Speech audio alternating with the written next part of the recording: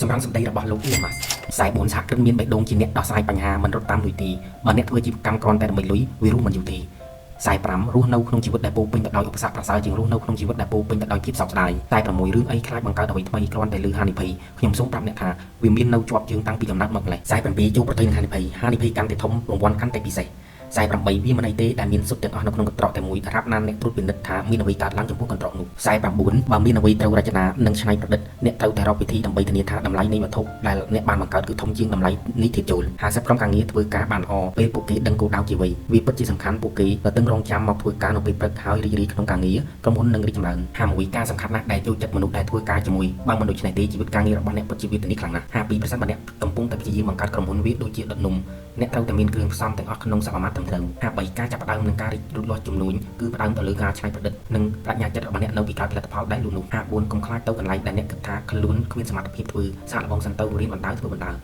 55នៅពេលអ្វីមួយសំខាន់បំផុតសម្រាប់ជីវិតរបស់យើងភាពបរាជ័យគ្មានក្លិនគ្មានរសជាតិអ្វីទាំងអស់56រកស៊ីអ្វីដែលខ្លួនយើងពេញចិត្តនោះពេលខ្លះយំក៏អ្នកនៅប្រឹងបន្តដែរ57លេសមានសម្រាប់តែអ្នកចាញ់ទេហើយអ្នកឈ្នះគេស្អប់លេសខ្លាំងណាស់58%បើយើងបង្កើតអ្វីមួយដែលមានប្រយោជន៍ហើយនោះមិនថាតិចឬច្រើនក៏ដោយនោះវាគឺជារឿងល្អមួយរួចបាត់ទៅហើយ59ទោះអ្នកជាមហាសេដ្ឋីលំដាប់កំពូលតារាងរបស់ពិភពលោកក៏ដោយមិនត្រូវជប់រៀនសូត្រទេត្រូវអានសៀវភៅនិងបន្តការស្រាវជ្រាវអ្វីដែលថ្មីៗសម្រាប់ជួយមនុស្សជាតិឲ្យប្រសើរជាងនេះ60មនុស្សដែលរៀនចប់ទទួលសញ្ញាបត្រពីថ្នាក់មហាវិទ្យាល័យមិនប្រកាសថាសុទ្ធតែមានសមត្ថភាពពិសេសនិងអស្ចារ្យនោះទេម្យ៉ាងទៀតវាគ្រាន់តែជាកន្លែងសម្រាប់និស្សិតចំណាយពេលកំសាន្តជាមួយមិត្តភ័ក្តិរបស់ពួកគេប៉ុណ្ណោះប៉ុន្តែសម្រាប់ចំណេះដឹងដែលទទួលបានគឺមិនច្រើនខ្លាំងឡើយ61ខ្ញុំអានសៀវភៅហើយនិយាយជាមួយមនុស្សខ្ញុំមានន័យថានោះជារបៀបដែលមនុស្សម្នាក់រៀនពីអ្វីទាំងអស់62អ្នកចង់មានអនាគតដែលអ្នករំពឹងថាអ្វីៗនឹងប្រសើរឡើងមិនមែនជាកន្លែងដែលអ្នករំពឹងថាអ្វីៗនឹងអាក្រក់ជាងនេះទេ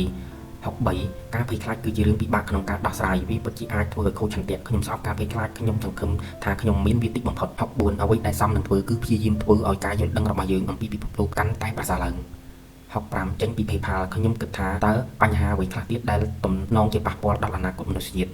66ផ្លូវទៅកាន់ការិយាល័យរបស់នាយកប្រតិបត្តិមិនគួរឆ្លងកាត់ការិយាល័យរបស់ CFO ទេហើយវាក៏មិនគួរឆ្លងកាត់នាយកដ្ឋានទីផ្សារដែរវាចាំបាច់ត្រូវឆ្លងកាត់វិស្វកម្មនិងការរចនា67អ្នកចង់ធ្វើអ្វីដែលអ្នកចូលចិត្តក៏ប៉ុន្តែក៏ត្រូវតែមានប្រយោជន៍សម្រាប់មនុស្សផ្សេងទៀតដែរ68ហេតុផលតែមួយគត់ដែលខ្ញុំអាចសម្រេចអ្វីៗបានគឺមនុស្សអស្ចារ្យដែលមានឆន្ទៈធ្វើការជាមួយខ្ញុំបើគ្មានពួកគេខ្ញុំនឹងសម្រេចបានតិចតួចណាស់70ការពង្រីកជីវិតអូពីផែនដីគឺជារឿងសំខាន់បំផុតដែលយើងអាចធ្វើបាន71ប្រសិនបើយើងទម្លាក់ថ្លៃដើមក្នុងការដឹកជញ្ជូនក្នុងលំហយើងអាចធ្វើរឿងអស្ចារ្យបាន72យើងត្រូវរកវិធីដើម្បីឲ្យមានរបស់ដែលយើងស្រឡាញ់ហើយមិនបំផ្លាញពិភពលោក73ប្រសិនបើមនុស្សជាតិមិនបានចុះចតនៅលើភពព្រះអង្គក្នុងជីវិតខ្ញុំទេខ្ញុំពិតជាខកចិត្តខ្លាំងណាស់74ខ្ញុំគិតថាមានមនុស្សឆ្លាតវៃច្រើនពេកដែលដេញតាមអ៊ីនធឺណិតហិរញ្ញវត្ថុនិងច្បាប់នោះគឺជាផ្នែកមួយនៃមូលហេតុដែលយើងមិនសូវឃើញការច្នៃប្រឌិតថ្មីៗ75គ្រប់មធ្យោបាយដឹកជញ្ជូនទាំងអស់ដែលយើងប្រើមិនថាជាយន្តហោះរថភ្លើងរថយន្តកង់សេះក៏អាចប្រើវិញបានប៉ុន្តែមិនមែនរ៉ុកែតទេដូច្នេះយើងត្រូវតែដោះស្រាយបញ្ហានេះដើម្បីក្លាយជាអរិយធម៌មួយមនុស្សយើងនឹងរីកចម្រើនលូតលាស់ទៅមុខ76កុំខ្វល់ថាគេនិយាយអ្វីពីអ្នករឿងដែលសំខាន់គឺអ្នកកំពុងធ្វើអ្វី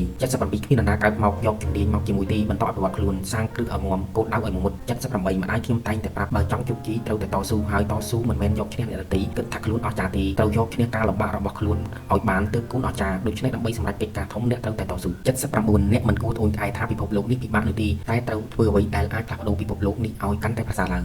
80បើអ្នកមិនបន្តអភិវឌ្ឍចំណេះដឹងរបស់អ្នកមិនមែនមានន័យថាអ្នកនៅកន្លែងដែលទេគឺអ្នកកំពុងដើរថយក្រោយហើយ81បង្រៀនចិត្តឲ្យចេះរីករាយទទួលយកអ្វីដែលកើតឡើងចំពោះយើងហើយរីករាយជាមួយវា82ខ្ញុំមិនត្អូញត្អែពីបញ្ហាទេព្រោះខ្ញុំគិតថាបើកាលណាខ្ញុំជួបបញ្ហាកាន់តែច្រើនខ្ញុំកាន់តែឆ្លាតជាងមុនហើយក៏នឹងមានភាពប្រកបនិយមនៃសំណាងច្រើនដែរ83ខ្ញុំតែងតែមានសុទ្ធិនិយមប៉ុន្តែខ្ញុំប្រកបនិយមវាមិនមែនជាការរំពឹងទុកនៃភាពជោគជ័យអស្ចារ្យដែលខ្ញុំចាប់ផ្ដើម Tesla ឬ SpaceX នោះទេ84ទេពកោសល្យពិតជាសំខាន់ណាស់វាដូចជាក្រុមកីឡាមួយក្រុមដែលមានកីឡាករល្អបំផុតតែងតែឈ្នះប៉ុន្តែអ្វីដែលសំខាន់ជាងនឹងទៅទៀតគឺរបៀបដែលពួកគេសហការគ្នានិងយុទ្ធសាស្ត្រដែលពួកគេប្រើដើម្បីយកឈ្នះ85ជីវិតសាមញ្ញបំផុតនៅពេលដែលអ្នកជប់ពន្យល់ពីខ្លួនឯងទៅប្រាប់អ្នកដទៃហើយមកធ្វើការងារដែលអ្នកស្រឡាញ់ពេញចិត្ត86មនុស្សតែងតែសួរខ្ញុំថាតើខ្ញុំបានឃើញផុសតាងនៃអេលៀនឬនៅខ្ញុំឆ្លើយថាខ្ញុំគឺជាអេលៀននឹងហើយប៉ុន្តែតាមពិតទៅខ្ញុំមិនទាន់ឃើញផុសតាងណាមួយដែលមានមនុស្សភពកាយពិតប្រាកដនៅឡើយទេ